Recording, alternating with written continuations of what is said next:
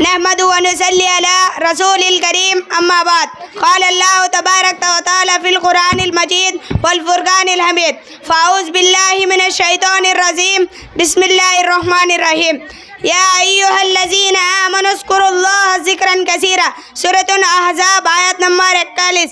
محترم سامعات اور معلمات اور میرے عزیز معروف فقہ، آج اس پررونق محفل میں ہم لوگ آپ کے سامنے ذکر الہی کے یعنی اللہ کے ذکر سے کیا کیا فائدے ہیں قرآن و حدیث کے روشنی میں بتائیں گے انشاءاللہ۔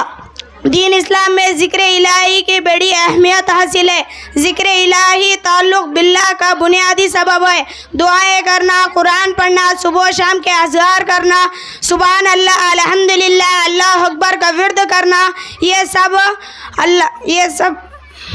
سب ذکر میں شامل ہے۔ ذکر الہی کے فوائد میں سے پہلا فائدہ اللہ کی رحمت نازل ہوتی ہے۔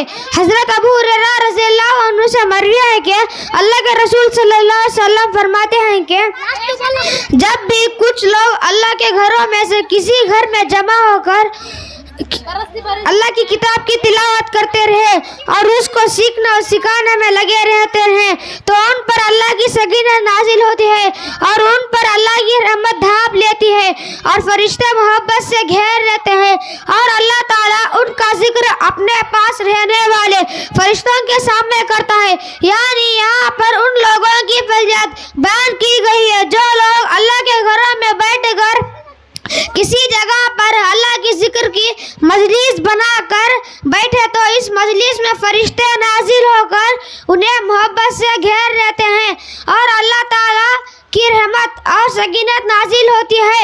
اور یہ فضیلت ان لوگوں پر ہے جو قرآن کو سیکھتے اور سکھاتے ہیں، جیسے مدارس، مکاتب، اجلاس وغیرہ۔ یہ ہے کہ ذکر الہی کے فوائد میں سے پہلا فائدہ۔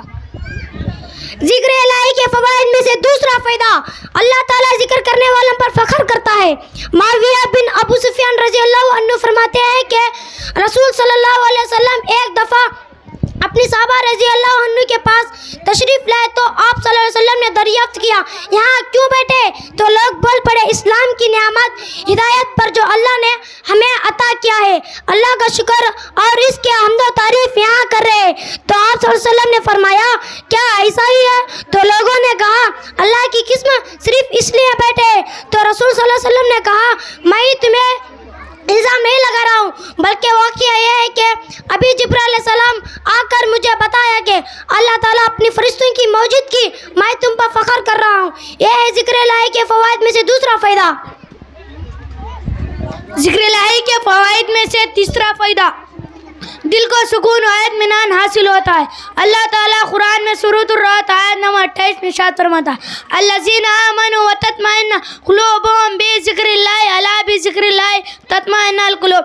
جو لوگ ایمان لائے ان کے دل اللہ کے ذکر سے اطمینان حاصل کرتے ہیں۔ یاد رکھو اللہ کے ذکر سے ہی دلوں کو تسلی حاصل ہوتی ہے۔ عزیز سامعات، میں جیسے اور کسی کے دلوں کو بے قرار لائق ہو تو ہم کو چاہیے اللہ کا ذکر کر کے دلوں کا تسلی، قرار، سکون و اطمینان حاصل کر لے۔ یہ ہے کہ ذکر الہی کے فوائد میں سے تیسرا فائدہ۔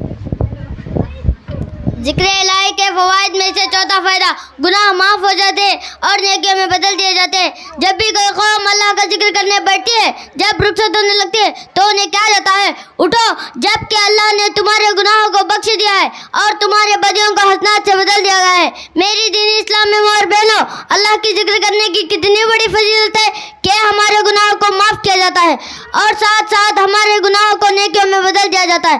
حضرت ابو ہریرہ سے مروی ہے کہ رسول اللہ صلی اللہ علیہ وسلم نے فرمایا جو کسی ایسی مجلس میں بیٹھا جہاں فضول زیادہ ہو، وہاں سے اٹھنے سے قبل سبحانک اللہم وبحمدک اشہد ان لا الہ الا انت استغفرک واتوب الیک۔ یہ ہے ذکر الہی کے فوائد میں سے چوتھا فائدہ۔ عزیز سامعات، افسوس آج کی اس غفلت میں پڑے ہیں۔ آج ہم ذکر الہی کو چھوڑ کر گانے اور فلمیں اور پکچر کو متوجہ سے سنتے ہیں۔ لیکن ذکر الہی کو نہیں. لہٰذا ہم تمام کو چاہیے کہ ہم سب ذکر الہی اللہ کا ذکر کثرت سے اللہ کا ذکر اور اطمینان اللہ کا یاد میں رہے. آخر میں اللہ تعالیٰ سے دعا ہے اللہ تعالیٰ ہم سب کو ذکر کرنے والا بنائے. آمین ثم آمین. والسلام علیکم ورحمۃ اللہ وبرکاتہ.